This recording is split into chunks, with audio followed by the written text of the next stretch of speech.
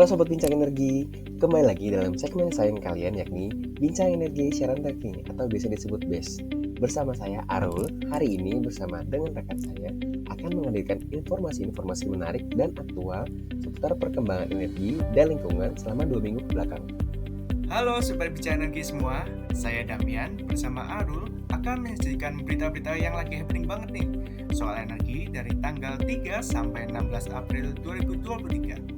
Kira-kira ada berita apa aja ya? Yuk kita langsung menuju berita pertama kali ini.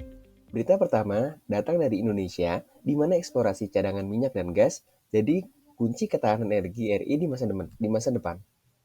Direktur Eksplorasi PT Pertamina Hulu Energi atau PHE, Bapak Muharam Jaya Pangurisa mengatakan, hal ini tak terlepas dari estimasi kebutuhan energi pada 2050 mendatang berdasarkan proyeksi Dewan Energi Nasional, yang mana migas diestimasi masih berkontribusi sebesar 44% dari total kebutuhan energi primer sebesar 1.000 juta ton setara minyak bumi. Sementara pada 2021, kontribusi migas sebesar 51% dari total kebutuhan energi primer sebesar 400 juta ton setara minyak bumi. PHE sebagai subholding upstream Pertamina menekankan bahwa eksplorasi memiliki peran yang sangat penting dalam menjaga keberlanjutan industri hulu migas nasional melalui penemuan sumber daya baru dengan besaran signifikan yang menjadi sumber energi nasional di masa mendatang. Muhara mengatakan, dalam menjalankan kinerja eksplorasi, PHI memiliki 3 strategi kunci eksplorasi. Strategi yang pertama yaitu sustain, yakni pengelolaan aset wilayah kerja existing, di mana kontribusi eksplorasi dibutuhkan dalam mempertahankan dan meningkatkan produksi migas. Yang kedua yaitu growth, PHE mencari potensi eksplorasi di wilayah kerja yang baru dengan mengungkapkan cadangan sumber daya baru yang dapat mendukung pertumbuhan perusahaan dalam jangka panjang. Yang terakhir, yakni dengan menerapkan partnership guna melakukan sharing teknologi, resiko, serta biaya. PHI juga telah menyelesaikan seismik 2 dimensi sepanjang 2.032 km dan survei seismik 3 dimensi seluas 412 km persegi untuk mengkonfirmasi potensi sumber daya hidrokarbon pada wilayah potensial. Dalam menjalankan survei seismik, PHM menggandeng salah satu anak usaha yang tergabung dalam subholding upstream, yakni PT El Nusa, yang merupakan pelopor dalam melakukan kegiatan survei seismik darat, zona transisi, dan laut di Indonesia sejak 51 tahun yang lalu. Oke, lanjut ke berita kedua kita kali ini. Berasal dari negara-negara ASEAN yang telah sepakat meningkatkan kontribusi energi terbarukan menjadi 23% pada tahun 2025 dan bergerak menuju masa depan rendah karbon. Dalam posisi keketuaan ASEAN 2023, Indonesia punya peran untuk lebih mudah bisa mendorong segenap anggota ASEAN agar lebih agresif melakukan transisi energi. Seperti mengulang spirit presidensi G20 tahun lalu ketika transisi energi juga menjadi isu prioritas. Selaras sebagai keketuaan ASEAN 2023, niscaya Indonesia bisa menjadi benchmark transisi energi di kawasan Asia Tenggara. Indonesia juga dapat mendorong kolaborasi untuk memperluas pembangkitan listrik berbasis energi terbarukan guna meningkatkan kapasitas dalam menyerap energi terbarukan melalui optimalisasi pemanfaatan gas bumi. Indonesia bisa menjadi faktor diferensiasi dalam isu transisi energi melalui implementasi skala besar penggantian bahan bakar berbasis fosil menuju energi hijau dan terbarukan.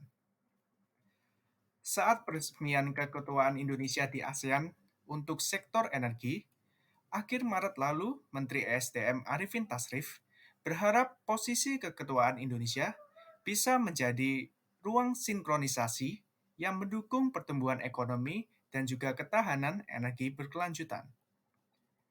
Sektor energi menjadi salah satu bagian dari pilar sustainability yang menyokong keketuaan Indonesia di ASEAN bersama dua pilar lainnya, yakni recovery and rebuilding dan juga digital economy.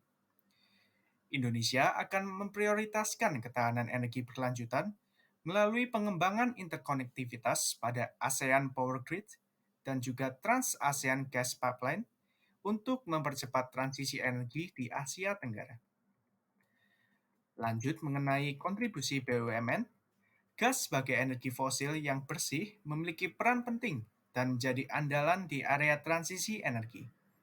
Sehingga penggunaan gas di masa mendatang akan membantu mempercepat target net zero emission sebelum sepenuhnya beralih ke energi terbarukan. Dengan emisi yang lebih sedikit, maka wajar apabila gas menjadi energi alternatif pengganti pembangkit listrik fosil seperti batu bara. Selain itu, pemanfaatan gas juga relatif lebih cepat untuk dieksekusi dibandingkan pembangkit listrik berbasis energi baru terbarukan lainnya. Wah, tidak terasa nih, udah sampai berita terakhir.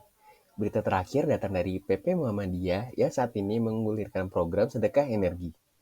Menggandeng Nahdlatul Ulama atau bisa disebut NU, Universitas Gadjah Mada, dan Mosaik, program sedekah energi digelar sebagai kolaborasi yang berupaya mendorong penggunaan energi tidak merusak lingkungan dan minim polusi di rumah ibadah sebagai salah satu solusi dari permasalahan iklim. Adapun program sedekah energi kali ini mengajak masyarakat untuk memakmurkan Masjid Al-Muharram di Brajan, Kecamatan Kasihan, Kabupaten Bantul, Daerah Istimewa Yogyakarta. Program ini membantu masjid untuk beralih ke energi terbarukan melalui pengadaan panel surya secara crowdfunding. Masjid Al-Muharram adalah sebuah masjid yang berkomitmen untuk menjadi eko-masjid dan telah melakukan berbagai inisiatif lingkungan seperti menggunakan arsitektur bangunan yang ramah lingkungan, membuat sumur resapan, hingga penghijauan di sekitar masjid dan program sedekah sampah. Lebih dari 500 kepala keluarga akan terdampak dari pengadaan panel surya di masjid ini. Program crowdfunding sedekah energi dilaksanakan dari bulan April hingga Juni dengan tujuan untuk mengumpulkan dana untuk pengadaan 6 unit panel surya dengan total kapasitas 2.760 watt peak. Selain memberikan panel surya, warga setempat juga mendapatkan pelatihan dan transfer pengetahuan secara intensif sehingga dapat melakukan perawatan panel surya secara mandiri. Untuk itu, dibutuhkan dukungan umat muslim dan kolaborasi berbagai lapisan masyarakat untuk mendorong masjid menjadi pelopor solusi iklim. Wah, Sobat Bincang Energi, gak terasa nih berakhir juga segmen BES ke-51 hari ini. Gimana? Keren-keren banget kan?